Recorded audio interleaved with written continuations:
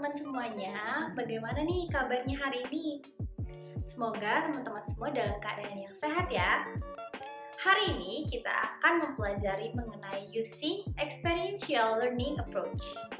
Video ini akan membahas mengenai pendekatan yang ada di dalam experiential learning. Sebelum video pembelajaran pada hari ini dimulai, ada beberapa hal yang perlu teman-teman perhatikan. Yang pertama, pastikan teman-teman sudah menyiapkan catatan terlebih dahulu agar mempermudah teman-teman untuk mencatat poin-poin penting nantinya. Yang kedua, pastikan juga teman-teman sudah duduk dengan posisi yang nyaman. Dan yang ketiga, jangan lupa siapkan air minum agar teman-teman tidak dehidrasi. Dan yang keempat, teman-teman diharapkan untuk tidak men-skip video ini ya. Nah, supaya teman-teman semua bisa siap dan fokus untuk belajar hari ini, yuk kita relaksasi sebentar. Nah, sebelum memulai relaksasi, teman-teman boleh mengatur posisi duduk senyaman mungkin ya. Lalu selanjutnya, yuk kita tarik nafas lalu hembuskan dan diulang sebanyak 3 kali.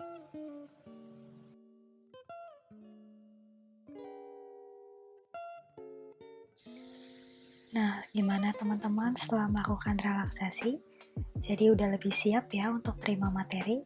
Kalau gitu, kita mulai ke materi yang pertama. Nah, seperti yang sudah dibahas di awal video tadi, hari ini kita akan mempelajari mengenai experiential learning. Tapi sebelum itu, apa sih experiential learning itu?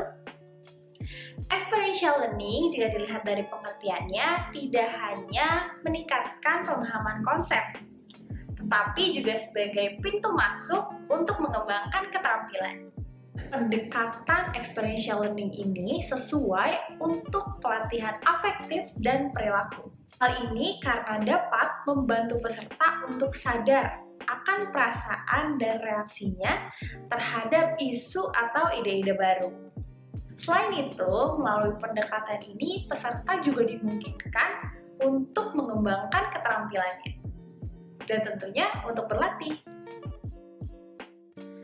Pada video kali ini kita akan membahas mengenai 6 pendekatan experiential learning.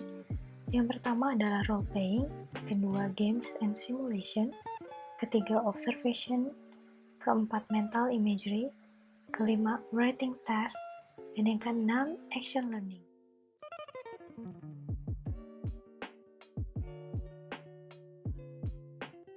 Pendekatan yang pertama yaitu role playing. Role playing atau bermain peran merupakan cara yang paling terkenal untuk membuat peserta sadar akan perasaannya dan melatih keterampilannya. Misalnya, ketika tujuan dari suatu training yang dilakukan adalah untuk membuat peserta itu berhubungan dengan perasaannya sendiri dalam menghadapi orang lain, maka di sini trainer itu dapat membuat situasi dramatis, di mana nanti peserta diminta untuk menghadapi orang lain dan memintanya untuk mendiskusikan dari hasil pengalaman yang ia lakukan dengan role playing ini. Nah, pada bagian ini kita akan membahas mengenai scripting. Scripting ini berkaitan dengan pengembangan peran dan situasi di mana drama itu ditempatkan. Nah, di dalam scripting ini terdapat 6 pilihan. Pilihan yang pertama yaitu improvisasi. Nah, seperti namanya, di sini itu peserta diberikan skenario umum dan nantinya mereka akan diminta untuk mengisi detailnya sendiri. Nah, melalui pendekatan ini, peserta itu memiliki kesempatan untuk menyesuaikan skenario dengan pengalaman kerjanya sendiri. Tetapi karena situasinya itu tidak digariskan secara jelas, maka peserta itu mungkin saja kesulitan untuk mengisi detailnya sendiri. Nah, pada contoh ini, misalnya peserta adalah pelanggan di sebuah restoran dan makanan yang ia pesan itu terlalu matang.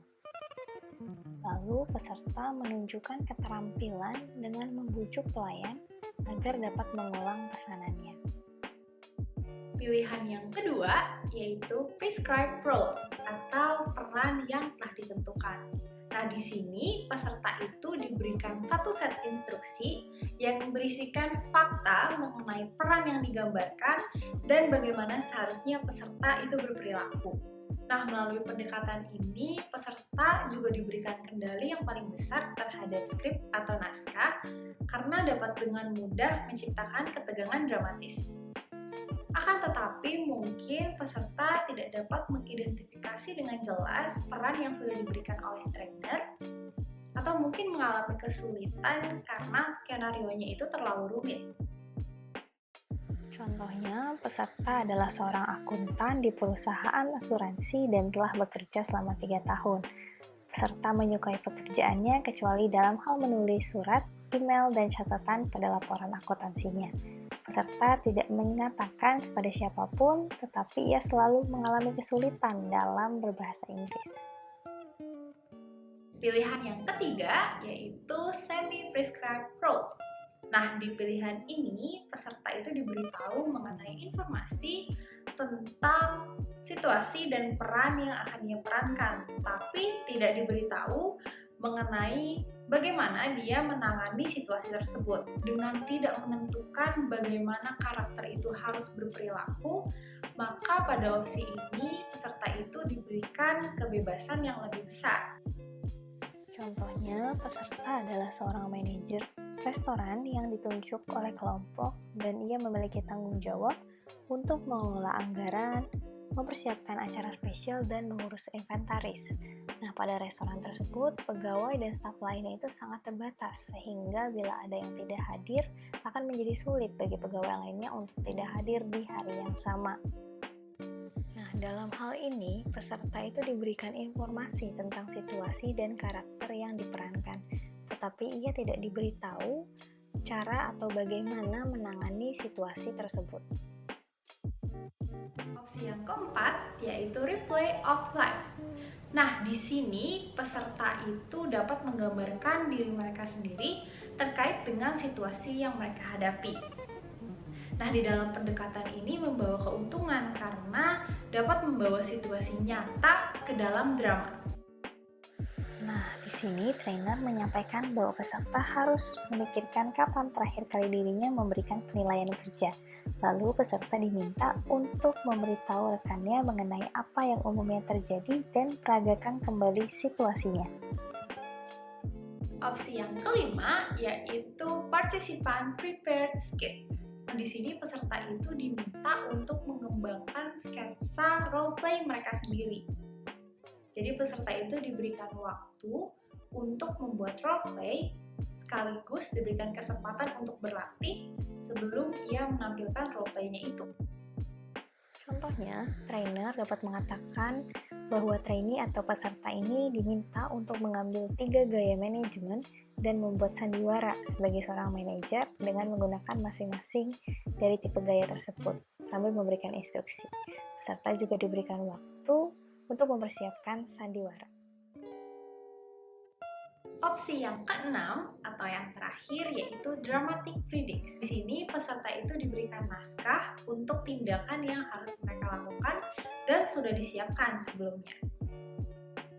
Nah, di sini peserta diberikan naskah dan instruksi untuk membagi peran dengan pasangan kelompoknya. Satu akan menjadi pewawancara dan yang lainnya akan menjadi karyawan yang meninggalkan perusahaan. Minta peserta untuk membaca bagiannya dengan keras untuk merasakan ketegangan dan kelegaan yang dialami dalam situasi tersebut. Sebagai seorang trainer, itu punya pilihan untuk menggabungkan beberapa pilihan-pilihan tadi atau beberapa opsi tadi. Misalnya, peserta itu diminta untuk membuat skenario sendiri, lalu diikuti juga dengan skenario yang kita buat. Nah, dengan menggabungkan beberapa pilihan dari skrip tadi, itu akan membantu untuk meminimalisir kekurangan dari penggunaan hanya salah satu pilihan saja.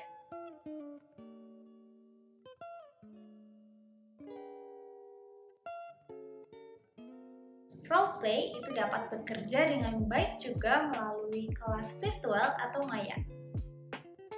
Nah, untuk itu, trainer dapat menyiapkan aktivitas yang menarik, misalnya cara mengatasi presentasi yang dibajak. Nah, di sini trainer mengajak 2 orang peserta untuk menjadi presenter dan pembajak, lalu mereka dapat membaca naskah. Untuk mendapatkan respon atau komentar dari grup lainnya, trainer dapat mendemonstrasikan cara yang salah terlebih dahulu, kemudian berhenti dan mendemonstrasikan cara yang benar setelahnya dengan lebih banyak skrip. Pada pembahasan selanjutnya, kita akan membahas mengenai staging yang berkaitan dengan format dan konten yang digunakan untuk roleplay. Terdapat 5 pilihan dalam staging ini. Pilihan yang pertama yaitu informal roleplay. Roleplay itu dapat berkembang secara informal melalui diskusi kelompok yang dilakukan. Nah, melalui format informal ini, itu dapat mengurangi demam panggung atau kecemasan yang dialami saat bermain roleplay. Nah, contohnya, peserta yang tidak mendapatkan kerjasama yang baik dengan bosnya di tempat kerja. Lalu di sini trainer itu dapat merespon dengan berpura-pura menjadi bos peserta dan meminta peserta untuk mengatakan apa yang ia butuhkan. Pilihan yang kedua yaitu stage front roleplay. Pada pilihan ini, roleplay itu dilakukan di depan kelompok yang isinya itu bisa 2 orang, 3 orang, atau lebih. Nah, nantinya kelompok ini itu akan memberikan feedback dan mengamati roleplay yang dilakukan, mal dari trainer. Nah, contohnya di sini trainer mengajak 4 orang peserta untuk menggambarkan keluarga yang membahas mengenai kursus les untuk anaknya. Trainer mengajukan pertanyaan seperti, apakah ada yang ingin memerankan ayah, ibu, dan kedua anak tersebut? Selanjutnya, pilihan yang ketiga yaitu simultaneous roleplay. Nah, pada pilihan yang ini itu peserta diminta untuk melakukan secara bersama-sama roleplay, dan sebelumnya mereka itu sudah dibagi kelompok untuk 2 orang yang disebut dengan duo atau 3 orang yang disebut dengan trio. Melalui format multi kelompok ini, itu mungkin dapat mengurangi kecemasan dari pemain roleplay atau pemain perannya, dan peserta dari setiap peserta itu juga diberikan kesempatan untuk berpartisipasi. Tetapi ada kekurangannya juga, yaitu trainer itu mungkin kesusahan atau kesulitan dalam memantau drama dan melihat tingkat kinerja dari masing-masing peserta. Nah, contohnya, trainer meminta peserta untuk membentuk kelompok dengan teman di sampingnya. Lalu mereka akan duduk berhadapan. Masing-masing peserta ini akan mendapatkan peran sebagai pegawai dan bos dan akan berlatih berkomunikasi. Pilihan yang selanjutnya atau yang keempat yaitu rotational roleplay. Nah, pada pilihan ini seperti namanya ya, rotation berarti perannya itu ditukar. Nah, peserta itu ketika mendapatkan satu peran itu bisa diputar atau dirotasi ke peserta yang lainnya. Biasanya rotasi ini dilakukan dengan langsung memotong roleplay dan mengganti satu peran atau lebih. Contohnya, trainer menyampaikan adegan di mana peserta ini harus menghadapi pelanggan di restoran yang marah karena pesanannya belum tiba dan saat datang pesanannya itu tidak sesuai. Setiap 1 menit, peran akan dirotasi ke peserta selanjutnya. Pilihan yang terakhir atau yang kelima yaitu repeated roleplay. Nah, seperti namanya, pada pilihan yang ini artinya roleplay itu dimainkan kembali atau diulang. Hal ini termasuk ide yang baik apabila seorang trainer itu ingin pesertanya memiliki kesempatan yang kedua berdasarkan feedback yang sudah diberikan. Nah, di sini peserta itu memiliki kesempatan kedua untuk mencoba kembali roleplay. Nah, untuk itu diminta untuk melakukan perubahan untuk meningkatkan kinerja. Seperti pada bagian yang sebelumnya, pada bagian ini juga kita sebagai trainer itu dapat menggabungkan pilihan dari tahap staging ini. Lalu, trainer juga dapat mempertimbangkan hal yang dihasilkan dari penggabungan pilihan staging dan juga scripting. trainer itu dapat memperkenalkan role play kepada kelompok yang mungkin enggan. Lalu trainer ini dapat membagi peserta tersebut ke dalam kelompok-kelompok atau tadi sudah disebutkan yaitu simultaneous role play dan memberikan mereka naskah yang sudah siap untuk dibaca. Atau tadi sudah dibahas ya, yaitu dramatic readings. Nah, sekarang kita masuk ke pembahasan tentang processing. Pemrosesan itu terkait dengan diskusi reflektif atau tanya jawab atau memberikan feedback kepada peserta yang bermain peran. Processing ini terdapat 6 pilihan. Pilihan yang pertama yaitu designated observers. Nah, pada pilihan ini pengamat itu ditambahkan pada setiap kelompok dan pengamat ini diberikan instruksi khusus mengenai apa yang harus diamati dan bagaimana memberikan feedbacknya. Di sini peserta itu dibuat kelompok yang berisikan 3 orang dan mereka akan bergiliran mengamati 2 orang lainnya. Saat selesai, mereka akan berbagi satu sama lain tentang apa yang tidak sesuai dengan yang dikatakan dan dilihat.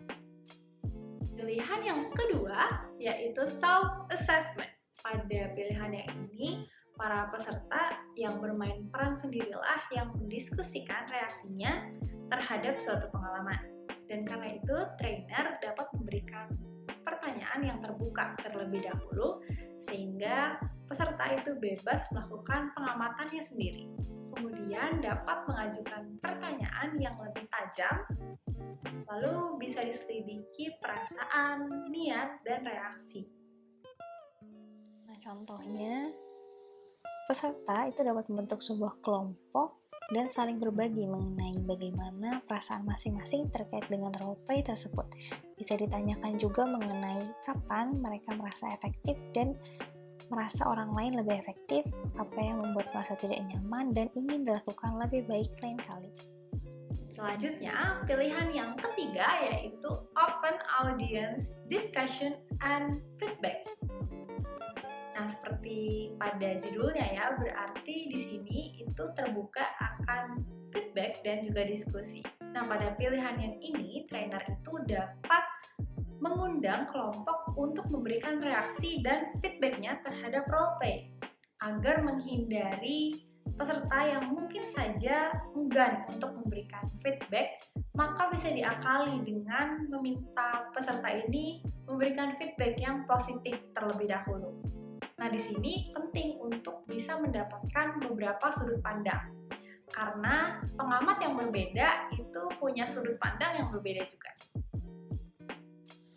Nah, peserta itu dapat diminta untuk menyampaikan terlebih dahulu poin-poin yang baik, lalu menyarankan untuk bagaimana caranya agar dapat melakukan sesuatu secara berbeda. Pilihan yang keempat yaitu subgroup discussion and feedback. Nah, seperti namanya, pada pilihan yang ini, itu trainer membagi peserta menjadi kelompok yang kecil. Lalu, setiap anggota ini diminta untuk berdiskusi dan memberikan feedback. Lalu juga dapat menggunakan waktu, selain daripada memberikan feedback, bisa juga digunakan untuk penilaian diri terhadap tiap pemain roleplay. Nah, misalnya trainer ini menjelaskan kepada peserta bahwa dalam roleplay ini ada 3 karakter dan meminta peserta untuk berhitung 1 sampai 3. Nah, peserta yang mendapat nomor 1 akan berdiskusi dengan tokoh A, untuk yang mendapat nomor 2 akan berdiskusi dengan tokoh B, dan seterusnya. Nah, peserta ini diminta untuk mendiskusikan reaksinya terhadap roleplay dan reaksinya terhadap penampilan dari pemain peran. Pilihan yang kelima yaitu trainer observation. Pada pilihan yang ini, trainer itu dapat memberikan reaksinya terhadap roleplay. Tapi perlu diperhatikan juga agar berhati-hati dan menjaga harga diri dari setiap para pemain roleplay. Tetapi perlu diperhatikan juga untuk berhati-hati dan tetap menjaga harga diri dari pemain roleplay. Karena seperti yang kita tahu bahwa feedback dari trainer itu sangat dijunjung tinggi. Nah, trainer itu dapat mengatakan hal seperti berikut. Saya sangat terkesan dengan banyaknya teknik dalam penampilan Anda. Saya juga menyukai bagaimana cara Anda menangani perlawanan dari tokoh tersebut. Selanjutnya, pilihan yang keenam atau yang terakhir adalah benchmark comparison. Di sini, pemain peran dan pengamat itu dapat membandingkan kinerja pemain peran dengan naskah yang ideal. Akan tetapi, peserta itu memiliki kesempatan untuk menyampaikan pendapatnya apabila dia tidak setuju dengan naskah yang ideal. Nah, misalnya, trainer dapat berkata kepada peserta, lihatlah contoh buku dari presentasi penjualan, dan hal apa yang peserta harap telah dilakukan dan juga mengidentifikasi apa yang tidak disukai oleh peserta. Selain daripada pilihan atau opsi dari processing yang tadi sudah disebutkan dan dijelaskan, trainer itu dapat mengatur feedback untuk video. Ada beberapa panduan saat memfasilitasi feedback untuk video. Sebelum rekaman, yang pertama bisa memberikan waktu yang cukup untuk mempersiapkan rekaman, lalu membentuk kelompok-kelompok kecil dan berikan jarak yang jauh dari kelompok lainnya, meringankan suasana sehingga pertunjukan lebih alami dan sesantai mungkin, lalu mempertimbangkan juga untuk meninggalkan ruangan sesi selama mereka merekam video, agar mendorong peserta untuk bereksperimen.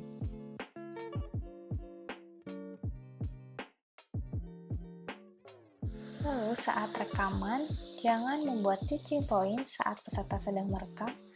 Buat catatan tentang apa yang telah dilakukan dengan baik dan apa yang perlu ditingkatkan, lalu pikirkan bagian mana dari rekaman yang mungkin ingin ditinjau dengan cermat bersama peserta. Lalu setelah rekaman, berikan waktu kepada peserta untuk meninjau rekaman dan mengajukan pendapatnya terkait video. Lalu mintalah juga anggota kelompok memberikan feedback satu sama lain.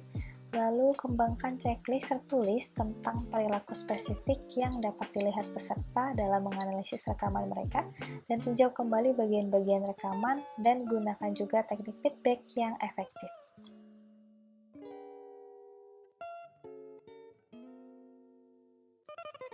Cara untuk mengajarkan suatu keterampilan adalah dengan mendemonstrasikannya.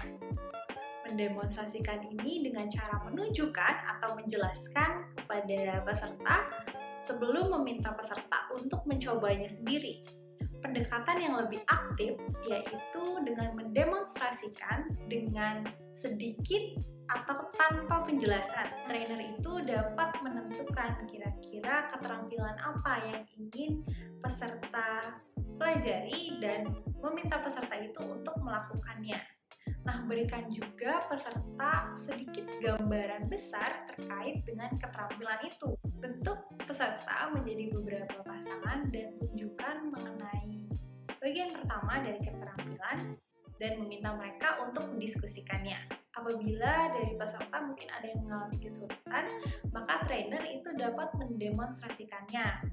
Lalu pada akhirnya mintalah kembali peserta untuk melakukan keterampilan tersebut lagi. Setelah peserta itu dapat melakukan keterampilan dengan bantuan trainer, maka tantanglah peserta tersebut untuk mengulangi keterampilan tersebut.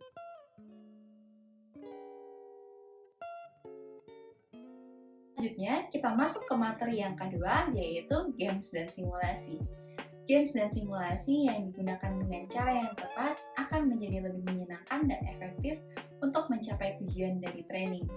Salah satu keuntungan dari menggunakan games dan simulasi adalah untuk melihat sejauh mana trainer dapat mendorong trainee untuk menghadapi nilai dan sikap dari trainee itu sendiri.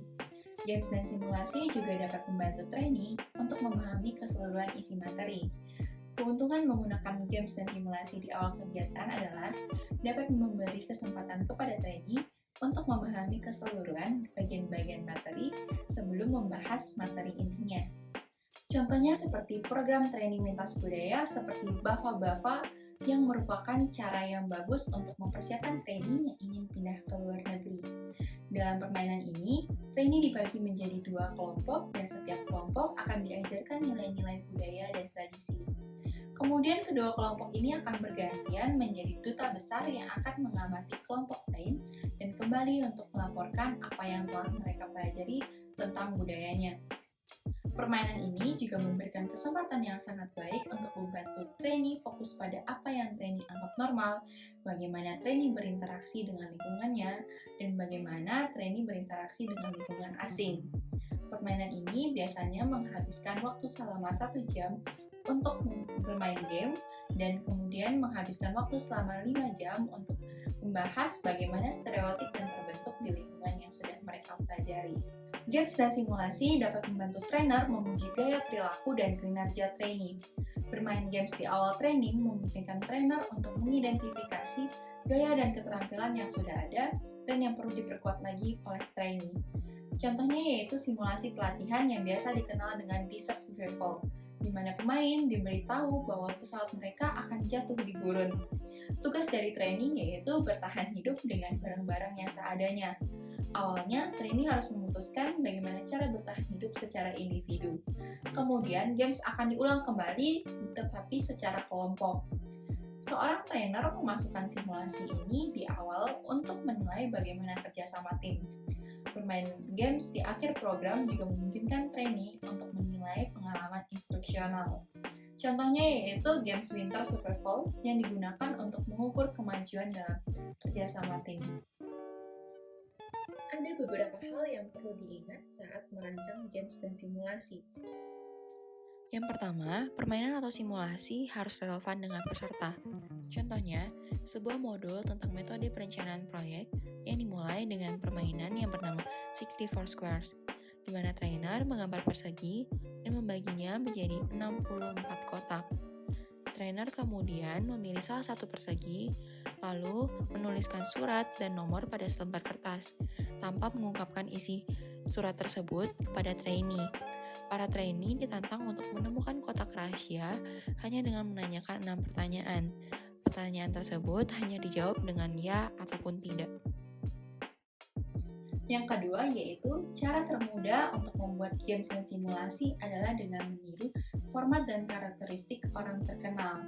Contohnya, program kuis televisi dapat dengan mudah diadaptasikan di training. Contohnya seperti trainer bisa menggunakan aplikasi seperti Quizlet untuk membuat permainan. Seorang trainer membagi trainee menjadi beberapa tim dan kemudian memberikan kesempatan kepada trainee untuk saling mengajar dan memberikan informasi sebanyak mungkin. Kemudian setiap kelompok akan dilombakan dengan menggunakan pertanyaan dari informasi yang baru saja mereka pelajari. Dengan demikian, metode kooperatif dan kompetitif yang digunakan dalam permainan ini adalah untuk belajar technical information. Yang ketiga yaitu permainan yang menyenangkan dapat diikuti dengan permainan yang lebih serius. Contohnya, trainer merancang kelompok untuk training vendor yang menginginkan trainee belajar dan menghargai brainstorming tim. Trainer memulai dengan latihan jenaka di mana tim diminta untuk bertukar pikiran tentang kegunaan kaos kotor sebanyak-banyaknya. Setelah itu, tim diminta untuk memilih 2 yang paling masuk akal. Selanjutnya, tim juga akan diberi latihan di mana mereka harus menghasilkan cara yang baru untuk memasarkan training service. Saat setiap ide muncul, satu-satunya respon yang diizinkan adalah mengajukan pertanyaan dan menjelaskan setiap kontribusinya. Lalu, trainee memilih rencana pemasaran terbaik dan menggabungkan ide-ide mereka. Yang keempat yaitu instruksi untuk permainan dan simulasi perlu dipikirkan dengan cermat. Contohnya, sebuah simulasi yang disebut dengan instant aging yang dirancang untuk membuat trainee peka terhadap deprivation sensory and aging process. Trainee diberikan kacamata yang diolesi dengan vaselin, kacang polong kering yang dimasukkan ke dalam sepatu, kapas untuk menutupi kedua telinga, dan sarung tangan latex untuk di tangan trainee. Trainee kemudian diminta untuk mengambil pensil, kertas, dan menuliskan nama, alamat, nomor telepon, obat apapun yang sedang mereka minum, dan alergi apapun yang mereka ketahui. Selanjutnya, trainee diminta untuk berjalan-jalan di luar ruangan pelatihan dan membuka pintu, serta menemukan jalan di sekitar trainee. Simulasi ini melibatkan sejumlah petunjuk mengenai urutan penerapan alat peraga, perincian spesifik tugas yang harus trainee lakukan dengan cara trainee diminta untuk bergantian membantu satu sama lain. Yang kelima yaitu games dan simulasi perlu didiskusikan setelah training. Contohnya, di tengah training untuk manajer baru di sebuah perusahaan manufacturer, trainer menempatkan sekotak Tinker Toys di depan trainee yang duduk berpasangan. Tugas dari setiap pasangan yaitu mengambil peran sebagai supervisor dan mengambil peran sebagai karyawan. Tugas dari supervisor yaitu menugaskan karyawan untuk membangun objek yang bersisi 4 dengan sesuatu yang tergantung di tengahnya dan menginstruksikan karyawan untuk menyelesaikan tugas dalam beberapa menit. Setelah waktu yang ditentukan, setiap supervisor meminta feedback dari karyawan tentang metode penugasan supervisor dan gaya kepemimpinan supervisor.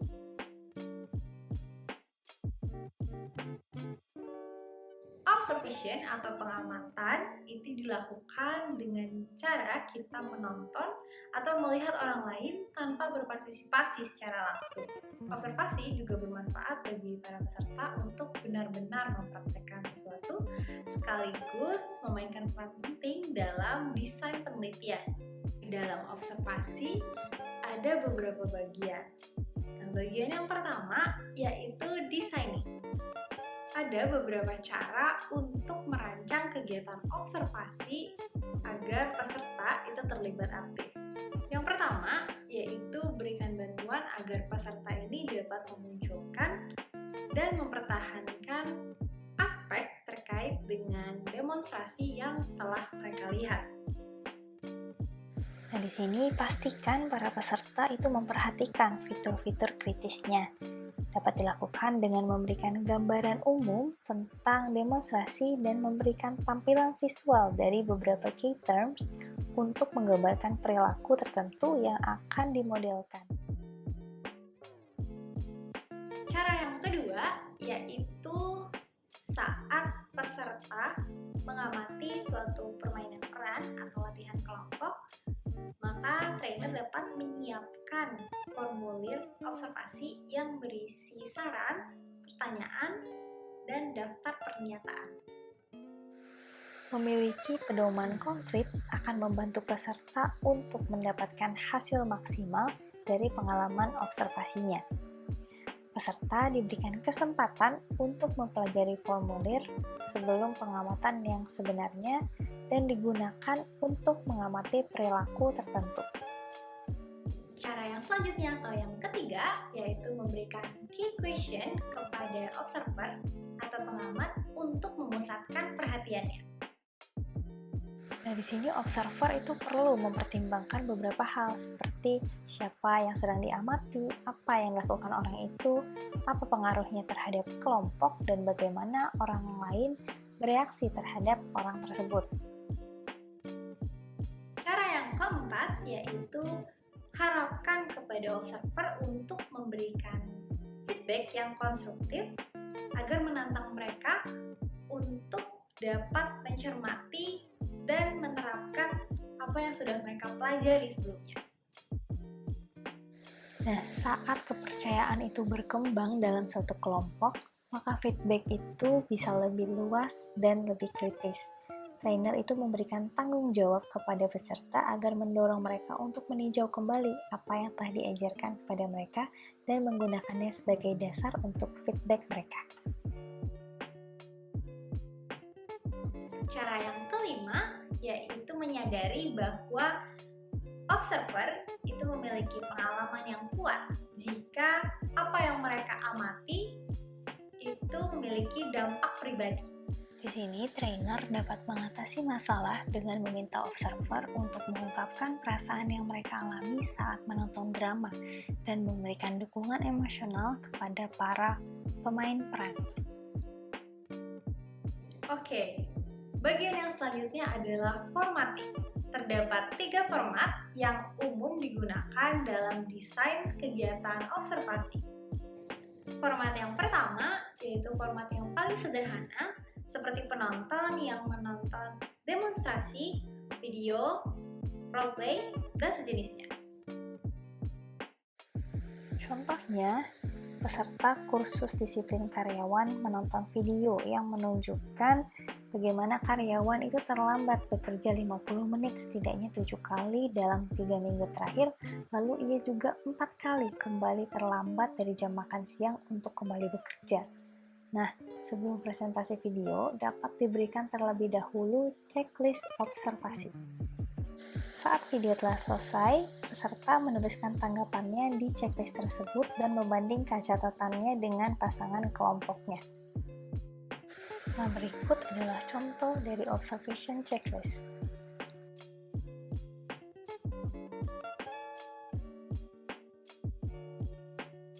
Yang kedua, yaitu observer dapat ditugaskan ke kelompok kecil dan memberikan feedback setelah kelompok kecil tersebut tampil. Yang ketiga, yaitu akhirnya observer ini membentuk lingkaran di sekitar individu yang mereka amati. Nah, trainee di sini dibagi menjadi 2 kelompok dan duduk mengelilingi meja rapat. Salah satu kelompok diminta untuk mengadakan pertemuan nantinya dan sisanya harus mengamati tugas dan perilaku kelompok lawannya.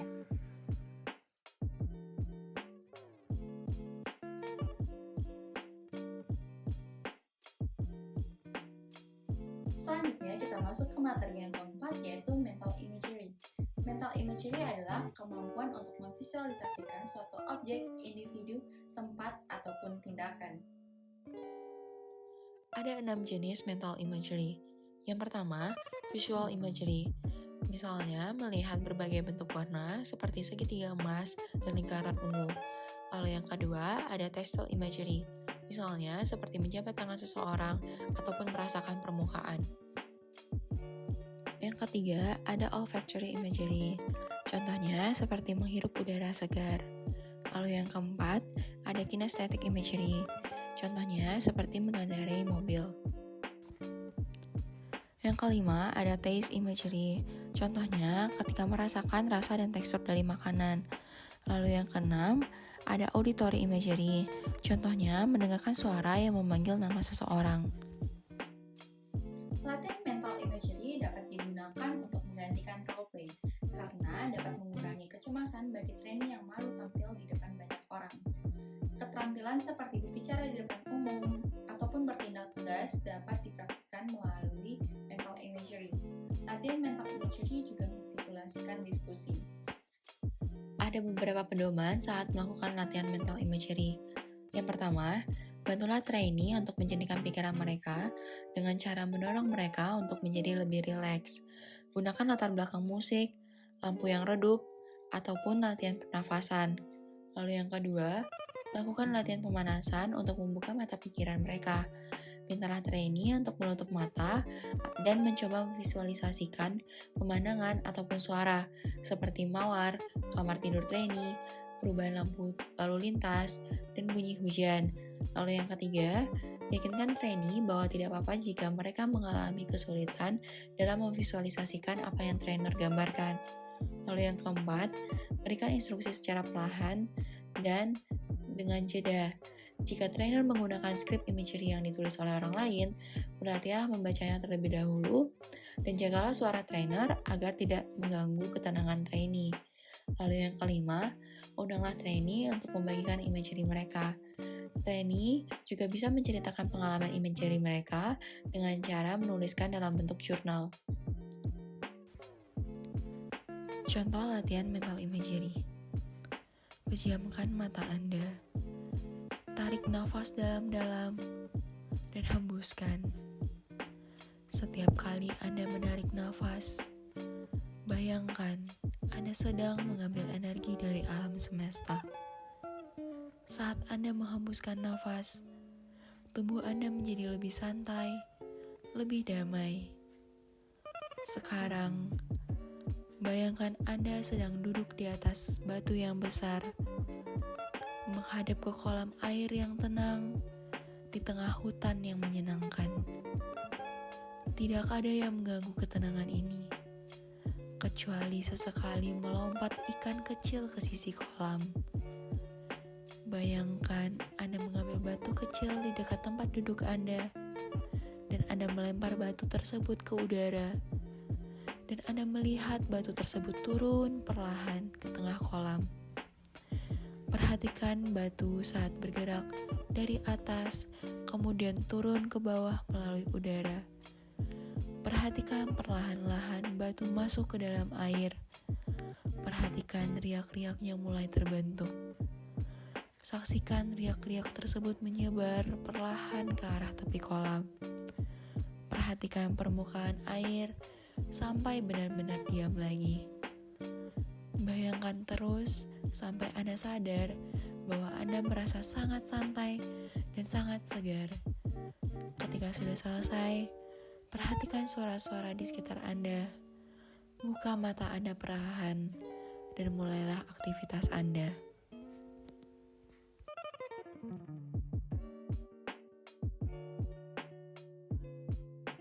Melalui pendekatan writing atau menulis ini, peserta dimungkinkan untuk merefleksikan secara perlahan pemahamannya dan tanggapannya terhadap training yang dilakukan.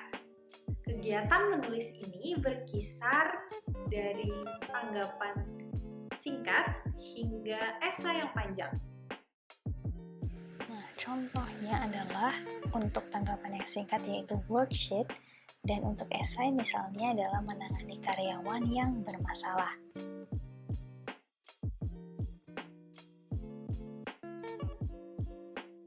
Yang pertama adalah membantu peserta agar memiliki mood untuk mengekspresikan diri secara tertulis.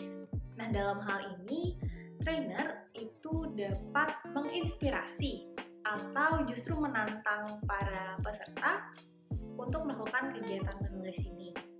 Trainer juga dapat membuat peserta merasa bahwa kegiatan dari menulis ini merupakan tujuan yang baik. Yang kedua adalah memastikan bahwa instruksi yang diberikan itu jelas. Jika sesuai, kita bahkan sebagai trainer ingin memberikan model untuk peserta tiru. Yang ketiga yaitu mengatur lingkungan kerja yang baik untuk menulis, seperti mengatur privasi, lalu juga ketegangan. Lalu di sini kita dapat meminta peserta untuk membawa laptop atau mungkin tablet untuk dapat digunakan dalam kegiatan menulis ini. Selanjutnya yang keempat yaitu memberikan waktu yang cukup. Nah, peserta di sini juga tentunya memerlukan waktu ya. Tetapi sebaliknya, jangan terlalu lama. Selanjutnya yang terakhir atau yang kelima yaitu memberikan waktu yang cukup untuk feedback. Nah, para peserta yang sudah menulis tadi tentunya ingin untuk mendapatkan feedback. Nah, ada beberapa alternatif yang bisa digunakan. Yang pertama, alternatifnya itu adalah meminta sukarelawan tentunya dalam jumlah terbatas untuk membaca tulisan yang sudah dibuat tadi dan memberikan feedback. Atau alternatif kedua yang bisa digunakan adalah peserta dapat meminta mitra di sampingnya untuk satu sama lain berbagi tulisan dan memberikan feedback.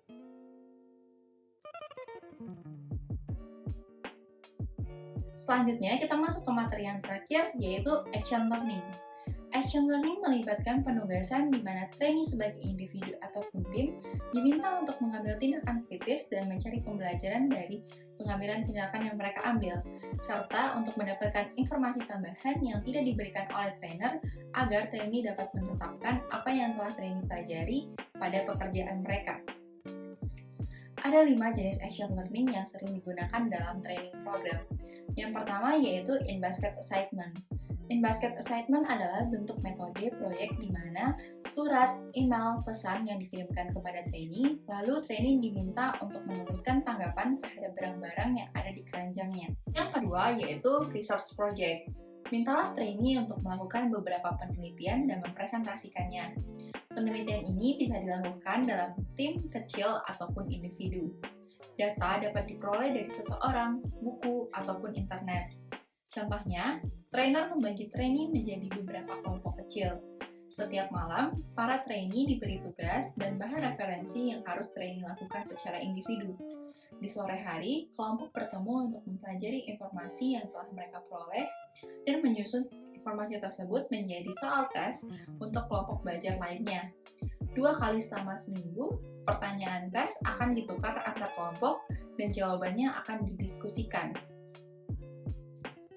Yang ketiga ada field observation. Di sini, trainer membagi trainee menjadi beberapa kelompok kecil yang setiap kelompoknya terdiri dari 4 sampai dengan 5 orang. Lalu, trainer meminta trainee untuk mengembangkan daftar pertanyaan dan hal-hal spesifik yang harus trainee cari selama field trip. Setelah itu, kelompok membuat daftar pertanyaan di kertas field chart, lalu mempostingnya. Lalu, kelompok juga membagikannya ke anggota grup lainnya. Kelompok juga dapat mendiskusikan item dan mengembangkan daftar pertanyaan yang akan digunakan oleh setiap orang. Trainer memberikan trainee tenggat waktu misalnya selama 1 minggu. Lalu, trainer mengarahkan trainee untuk mengunjungi sebuah situs yang digunakan untuk melihat daftar pertanyaan wawancara. Trainer juga mengizinkan trainee untuk membuat situs trainee sendiri. Yang keempat yaitu teaching project. Trainer meminta trainee untuk saling mengajarkan informasi ataupun keterampilan baru. Teaching project dapat dilakukan oleh individu ataupun tim. Contohnya, dalam training tentang terapi keluarga yang berlangsung selama 4 minggu, trainee dibentuk menjadi beberapa tim pengajar. Setiap tim diberi satu metode model terapi keluarga. Pada minggu terakhir training, tim diharapkan untuk mengajari orang lain tentang asumsi, konsep, dan intervensi metode model yang sudah diajarkan sebelumnya. Tim diminta untuk menggunakan metode active training. Daya saing yang berkembang di antara tim akan menghasilkan desain pengajaran yang kreatif serta berkualitas. Yang kelima yaitu task force project. Tujuan dari task force project ini adalah untuk memberikan kepercayaan kepada trainee dalam kemampuannya untuk melakukan tugas yang sama dalam pekerjaan. Biasanya, kelompok diminta untuk membuat rencana yang dapat digunakan oleh trainee lainnya dalam situasi kerja yang sebenarnya. Contohnya, dalam training keterampilan perencanaan dan pengorganisasian, trainee diberikan perencanaan tugas berdasarkan situasi di kasus nyata di perusahaan mereka. Setiap kelompok diminta untuk menyelesaikan pekerjaannya pada formulir tertentu, yang kemudian digandakan dan dibagikan kepada kelompok trainee lainnya. Nah teman-teman, kita sudah ada di penghujung materi hari ini. Yuk kita review sebentar.